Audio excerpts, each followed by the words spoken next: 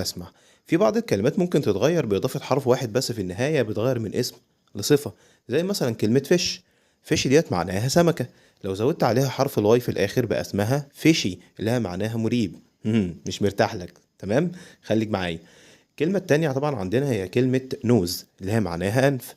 لو زودت عليها حرف الواي في الآخر بقى اسمها نوزي. يعني ايه نوزي يا مستر؟ يعني راجل حشري متطفل زيك كده. متقعدش تركز معايا، اسمع وخلاص. الكلمة اللي بعديها طبعا هي كلمة ايه يا شباب؟ بات. بات. بات.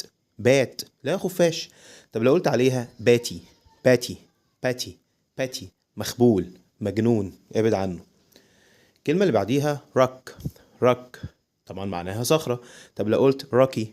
روكي اللي هي معناها مليء بالصعوبات. يعني طريق النجاح مليء بالصعوبات، فخليك قدها عشان تحقق هدفك. تمام.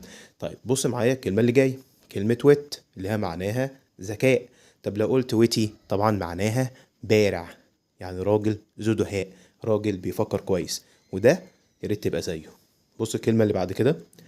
كلمة تريك. يا ترى لو زودت عليها حرف الواي هتبقى ايه؟